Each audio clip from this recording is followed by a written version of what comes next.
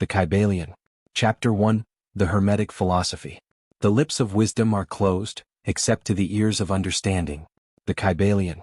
From ancient Egypt have come the fundamental esoteric and occult teachings which have so strongly influenced the philosophies of all races, nations and peoples for several thousand years. Egypt, the home of the pyramids and the Sphinx, was the birthplace of the hidden wisdom and mystical teachings. From its secret doctrine all nations have borrowed. India, Persia, Chaldea, Media, China, Japan, Assyria, ancient Greece and Rome and other ancient countries partook liberally at the feast of knowledge which the hierophants and masters of the land of Isis so freely provided for those who came prepared to partake of the great store of mystic and occult lore which the masterminds of that ancient land had gathered together. In ancient Egypt dwelt the great adepts and masters who have never been surpassed, and who seldom have been equaled, during the centuries that have taken their processional flight since the days of the great Hermes. In Egypt was located the great lodge of the mystics. At the doors of its temples entered the neophytes, who afterward, as hierophants, adepts, and masters, traveled to the four corners of the earth, carrying with them the precious knowledge which they were ready, anxious, and willing to pass on to those who were prepared to receive the same. All students of the occult recognize the debt that they owe to these venerable masters of that ancient land. But among these great masters of ancient Egypt, there once dwelt one of whom masters hailed as the Master of Masters. This man, if indeed he was a man, dwelt in Egypt in the earliest days. He was known as Hermes Trismegistus.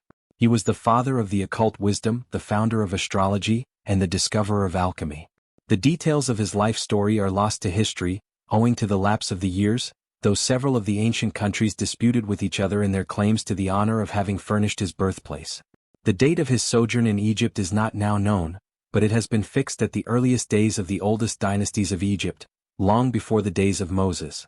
The best authorities regard him as a contemporary of Abraham, and some of the Jewish traditions go so far as to claim that Abraham acquired a portion of his mystical knowledge from Hermes himself. As the years rolled by, after his passing from this plane of life, the Egyptians deified Hermes, and made him one of their gods, under the name of Thoth. Years after, the people of ancient Greece also made him one of their many gods, calling him Hermes, the god of wisdom.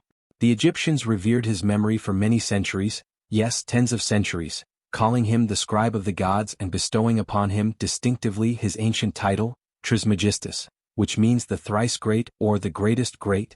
In all the ancient lands the name of Hermes Trismegistus was revered, the name being synonymous with the fount of wisdom. Even to this day we use the term Hermetic in the sense of secret or sealed, so that nothing can escape, and this by reason of the fact that the followers of Hermes always observed the principle of secrecy in their teachings. They did not believe in casting pearls before swine but held to the teaching of milk for babes, meat for strong men, both of which maxims are familiar to readers of the Christian scriptures, but both of which had been used by the Egyptians for centuries before the Christian era. And this policy of careful dissemination of the truth has always characterized the Hermetics, even to the present day. The Hermetic teachings are to be found in all lands, among all religions, but never identified with any particular country nor with any particular religious sect. This because of the warning of the ancient teachers against allowing the secret doctrine to become crystallized into a creed. The wisdom of this caution is apparent to all students of history. The ancient occultism of India and Persia degenerated, and was largely lost, owing to the fact that the teachers became priests, and so mixed theology with philosophy. The result was that the occultism of India and Persia gradually lost itself amid religious superstition, cults, creeds, and gods. The same was true for ancient Greece and Rome. So it is with the Hermetic teachings. The work of Hermes has been carried on always, but even though it has been preserved from degradation, it has been carefully cloaked and shielded from public gaze. The great foundation principles of the Hermetic teachings are those fundamental axioms upon which rest the secure edifice of occult wisdom. The student who would study these teachings must first comprehend the basic principles set down, which may be said to embody the essence of the teachings of Hermes. Chapter 2, The 7 Hermetic Principles. The principles of truth are 7. He who knows these understandingly, possesses the magic key before whose touch all the doors of the temple fly open. The Kybalion. The 7 Hermetic principles, upon which the entire Hermetic philosophy is based, are as follows. The principle of mentalism. The principle of correspondence, the principle of vibration, the principle of polarity, the principle of rhythm, the principle of cause and effect, the principle of gender. These 7 principles will be discussed and explained as we proceed with the text. A short explanation of each, however, may as well be given at this point. The principle of mentalism. The all is mind, the universe is mental. The Kybalion. This principle embodies the truth that all is mind. It explains that the all, which is the substantial reality underlying all the outward manifestations and appearances which we know under the terms of the material universe, the phenomena of life, matter, energy, and in short all that is apparent to our material senses is spirit, which in itself is unknowable and indefinable, but which may be considered and thought of as a universal, infinite, living mind. It also explains that all the phenomenal world or universe is simply a mental creation of the all, subject to the laws of created things, and that the universe as a whole and in its parts or units, has its existence in the mind of the all, in which mind we live and move and have our being. This principle, by establishing the mental nature of the universe, easily explains all the varied mental and psychic phenomena that occupy such a large portion of the public attention, and which, without such explanation, are not understandable and defy scientific treatment. Understanding this great Hermetic principle of mentalism enables the individual to readily grasp the laws of the mental universe, and to apply the same to his well-being and advancement. The Hermetic student is enabled to apply intelligently the great mental laws, instead of using them in a haphazard manner. With the master key in his possession, the student may unlock the many doors of the mental and psychic temple of knowledge, and enter the same freely and intelligently. This principle explains the true nature of energy, power, and matter, and why and how all these are subordinate to the mastery of mind. The principle of correspondence. As above, so below, as below, so above. The Kybalion. This principle embodies the truth that there is always a correspondence between the laws and phenomena of the various planes of being and life. The old Hermetic axiom ran in these words, as above, so below, as below, so above, and the grasping of this principle gives one the means of solving many a dark paradox and hidden secret of nature. There are planes beyond our knowing, but when we apply the principle of correspondence to them, we are able to understand much that would otherwise be unknowable to us. This principle is of universal application and manifestation, on the various planes of the material, mental, and spiritual universe. It is an universal law. The ancient Hermetists considered this principle as one of the most important mental instruments by which man was able to pry aside the obstacles which hid from view the unknown. Its use even tore aside the veil of Isis, to the extent that a glimpse of the face of the goddess might be caught. Just as a knowledge of the principles of geometry enables man to measure distant suns and their movements, while seated in his observatory, so a knowledge of the principle of correspondence enables man to reason intelligently from the known to the unknown. Studying the monad, he understands the archangel. The principle of vibration. Nothing rests, everything moves, everything vibrates. The Kybalion. This principle embodies the truth that everything is in motion, everything vibrates, nothing is at rest. Facts which modern science endorses, and which each new scientific discovery tends to verify. And yet this Hermetic principle was enunciated thousands of years ago, by the masters of ancient Egypt.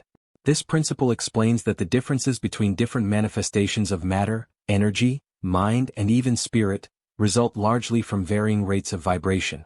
From the all, which is pure spirit, down to the grossest form of matter, all is in vibration. The higher the vibration, the higher the position in the scale. The vibration of spirit is at such an infinite rate of intensity and rapidity that it is practically at rest, just as a rapidly moving wheel seems to be motionless. And at the other end of the scale, there are gross forms of matter whose vibrations are so low as to seem at rest. Between these poles, there are millions upon millions of varying degrees of vibration. From corpuscle and electron, atom and molecule, to worlds and universes, everything is in vibratory motion.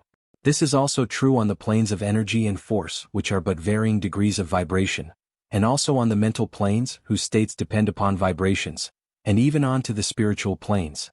An understanding of this principle, with the appropriate formulas, enables Hermetic students to control their own mental vibrations as well as those of others. The masters also apply this principle to the conquering of natural phenomena, in various ways. He who understands the principle of vibration, has grasped the scepter of power, says one of the old writers. The principle of polarity. Everything is dual, everything has poles, everything has its pair of opposites. Like and unlike are the same. Opposites are identical in nature but different in degree. Extremes meet. All truths are but half-truths. All paradoxes may be reconciled. The Kybalion. This principle embodies the truth that everything is dual, everything has two poles, everything has its pair of opposites, all of which were old Hermetic axioms. It explains the old paradoxes that have perplexed so many, which have been stated as follows. Thesis and antithesis are identical in nature, but different in degree. Opposites are the same, differing only in degree. The pairs of opposites may be reconciled. Extremes meet. Everything is and isn't at the same time. Every truth is half false. All paradoxes may be reconciled. It explains that in everything there are two poles or opposite aspects, and that opposites are really only the two extremes of the same thing, with many varying degrees between them. To illustrate, heat and cold, although opposites, are really the same thing, the differences consisting merely of degrees of the same thing. Look at your thermometer and see if you can discover where heat terminates and cold begins. There is simply no such thing as absolute heat or absolute cold. The two terms heat and cold simply indicate varying degrees of the same thing, and that same thing manifests as heat and cold. Good and evil are but the poles of the same thing, and the Hermetist understands the art of transmuting evil into good, by means of an application of the principle of polarity. In short, the art of polarization becomes a phase of mental alchemy known and practiced by the ancient and modern Hermetic masters. An understanding of the principle will enable one to change his own polarity, as well as that of others, if he will devote the time and study necessary to master the art. The principle of rhythm. Everything flows, out and in, everything has its tides, all things rise and fall. The pendulum swing manifests in everything. The measure of the swing to the right is the measure of the swing to the left. Rhythm compensates. The Kybalion. This principle embodies the truth that in everything there is manifested a measured motion, a to and fro movement, a flow and inflow, a swing backward and forward, a pendulum-like movement, a tide-like ebb and flow, a high tide and a low tide, between the two poles which exist in accordance with the principle of polarity described a moment ago. There is always an action and a reaction, an advance and a retreat, a rising and a sinking. This is in the affairs of the universe, suns, worlds, men, animals, mind, energy, and matter. This law is manifest in the creation and destruction of worlds, in the rise and fall of nations, in the life of all things, and finally in the mental states of man. The Hermetists have grasped this principle, finding its universal application, and have also discovered certain means to overcome its effects in themselves by the use of appropriate formulas and methods. They apply the mental law of neutralization. They cannot annul the principle or cause it to cease its operation, but they have learned how to escape its effects upon themselves to a certain degree, depending upon the mastery of the principle. They have learned how to use it instead of being used by it. In this and similar methods consist the art of the Hermetic masters. The master of Hermetics polarizes himself at the point at which he desires to rest, and then neutralizes the rhythmic swing of the pendulum which would tend to carry him to the other pole. All individuals who have attained any degree of self-mastery do this, to a certain degree more or less unconsciously, but the master does this consciously, and by the use of his will, and attains a degree of poise and mental firmness almost impossible of belief on the part of the masses who are swung backward and forward like a pendulum. This principle and that of polarity have been closely studied by the Hermetists, and the methods of counteracting, neutralizing, and using them form an important part of the Hermetic mental alchemy. The principle of cause and effect. Every cause has its effect. Every effect has its cause. Everything happens according to law. Chance is but a name for law not recognized. There are many planes of causation but nothing escapes the law. The Kybalion. This principle embodies the fact that there is a cause for every effect, an effect from every cause. It explains that everything happens according to law, that nothing ever merely happens, that there is no such thing as chance, that while there are various planes of cause and effect, the higher dominating the lower planes, still nothing ever entirely escapes the law. The Hermetists understand the art and methods of rising above the ordinary plane of cause and effect, to a certain degree, and by mentally rising to a higher plane they become causers instead of effects. The masses of people are carried along, obedient to environment, the wills and desires of others stronger than themselves, heredity, suggestion, and other outward causes moving them about like pawns on the chessboard of life. But the masters, rising to the plane above, dominate their moods, characters, qualities, and powers, as well as the environment surrounding them, and become movers instead of pawns. They help to play the game of life instead of being played and moved about by other wills and environment. They use the principle instead of being its tools. The masters obey the causation of the higher planes, but they help to rule on their own plane. In this statement there is condensed a wealth of Hermetic knowledge. Let him read who can. The principle of gender. Gender is in everything. Everything has its masculine and feminine principles. Gender manifests on all planes. The Kybalion. This principle embodies the truth that there is gender manifested in everything, that the masculine and feminine principles are ever present and active in all phases of phenomena, on each and every plane of life. At this point, we wish to call your attention to the fact that gender, in its Hermetic sense, and sex, in the ordinarily accepted use of the term, are not the same. The word gender is derived from the Latin root meaning to beget, to procreate, to generate, to create, to produce. A moment's consideration will show you that the word has a much broader and more general meaning than the term sex, the latter referring to the physical distinctions between male and female living things. Sex is merely a manifestation of gender on a certain plane of the great physical plane, the plane of organic life. We wish to impress this distinction upon your minds, for the reason that certain writers, who have acquired a smattering of the Hermetic philosophy, have sought to identify this principle with wild and fanciful, and often reprehensible, theories and teachings regarding sex.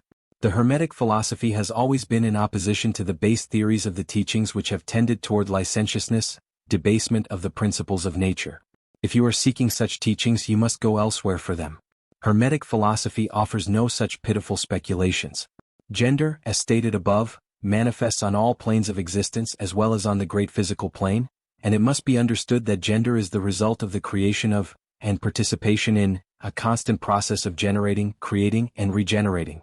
The physical distinctions between male and female organisms are only a manifestation of gender at the lowest plane, the most material plane. But the greater truths of gender are found beyond this, on the higher planes. The great Hermetic teachings concern the nature of gender beyond the physical plane, and it is there that they most greatly concern us. Hermeticism teaches that every phenomenon, whether material, mental, or spiritual, is the result of the interplay of these two principles, the masculine and feminine. The masculine principle is always in the direction of giving out, expressing, and extending itself, while the feminine principle is always in the direction of receiving impressions, holding on to them and nurturing the creative process. Each principle is in constant interaction with the other, and neither can exist without the other. Every manifestation, every process of creation, requires both masculine and feminine forces in balance. This is true whether we consider the most basic laws of physics or the more subtle processes of the human mind and soul. Let us now consider this principle on the mental plane. The Hermetists teach that the mental gender is in operation in the creation of all mental states and phenomena. On the mental plane, the feminine principle manifests as the mental womb, which receives the seed of thought from the masculine principle and gives birth to ideas and concepts. This is true for both the conscious and unconscious mind. The masculine principle corresponds to the aspect of the mind which projects and initiates, while the feminine corresponds to the aspect which receives, nurtures, and gives form. Every individual contains both masculine and feminine mental qualities within themselves. It is by mastering the harmony between these two forces that one may develop a fully balanced and effective mind. Too much emphasis on the masculine leads to overly aggressive, dominating, and forceful tendencies. Too much emphasis on the feminine leads to passivity, inaction, and lack of drive. The key lies in balance and mastery over both aspects of one's nature. In the great work of mental transmutation, the Hermetist aims to harmonize the masculine and feminine elements of their mind to direct their thought processes consciously and with purpose. This leads to a greater mastery over reality itself, as the mind is the primary tool through which one interacts with the world. The application of this principle allows for the creation of new states of consciousness, new ideas, and even new states of being. The great Hermetic masters understand that they must carefully balance and regulate the interplay of these two principles within themselves if they wish to achieve their highest potential. They understand that without the feminine principle of receptivity, they would not be able to fully grasp the wisdom that the universe presents to them. Without the masculine principle, they would lack the strength to act upon this wisdom and manifest it into reality. This principle of gender applies not only to individuals but to all of creation. The entire cosmos is a reflection of the eternal interaction between these two principles. Even on the spiritual plane, the masculine and feminine principles are at work, giving rise to the dynamic processes of spiritual evolution and enlightenment. Every soul, every consciousness, participates in this interplay, constantly moving between the poles of masculine and feminine energies as part of its journey through existence.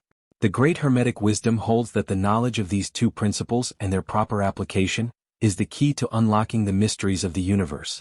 Those who understand this balance and mastery gain the ability to shape their own destiny, as well as influence the forces of nature and reality itself. Chapter 3: Mental Transmutation. Mind, as well as metals and elements, may be transmuted from state to state, degree to degree, condition to condition, pole to pole, vibration to vibration. True Hermetic transmutation is a mental art. The Kybalion. As stated before, the Hermetic masters were the original alchemists, astrologers and psychologists, Hermes having been the founder of these schools of thought. From astrology has grown modern astronomy, from alchemy has grown modern chemistry, from the mystic psychology has grown modern psychology. But it must not be supposed that the ancient Hermetists were the ignorant predecessors of modern scientists. The ancients possessed the knowledge of the fundamental principles underlying these so-called sciences. They possessed the inner knowledge as well as the outer knowledge of these areas of thought. In particular, the Hermetic alchemists had the secret of transmuting what is called base metal into gold, but this was not to be taken literally as so often thought. The true meaning of alchemy was and is the art of transmuting the base elements of the self, lower emotions, base thoughts and limiting beliefs, into the gold of spiritual enlightenment and personal mastery. Mental transmutation is the process by which one changes and transforms mental states, forms and conditions into others. The Hermetists were the first to discover the laws of transmutation, and they taught that these laws apply to all planes of life and being. The mastery of mental transmutation enables one to gain control over their internal states and, by extension, over external circumstances. The Hermetic masters held that the mastery of one's own mind was the first and most important step in understanding the greater mysteries of the universe.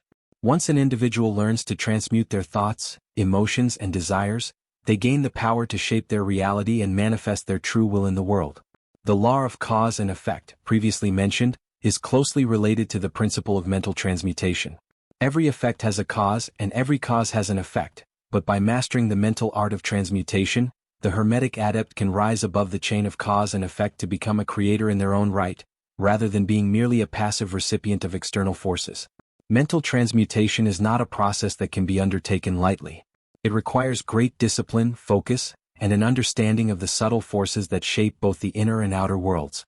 But those who succeed in this practice will find themselves able to wield the most powerful force of all, the power of their own mind. As we've explored the timeless wisdom of the Kybalion, we've seen how its 7 Hermetic principles offer profound insights into the nature of reality, the mind, and the universe. These principles are more than just philosophical ideas. They are practical tools for personal growth, spiritual enlightenment, and the mastery of life itself. If you found this exploration valuable and would like to dive deeper into these teachings, make sure to subscribe to stay updated with more content like this. I'd love to hear your thoughts and experiences with these principles, so feel free to leave a comment below. Let's keep the conversation going and continue this journey of discovery together.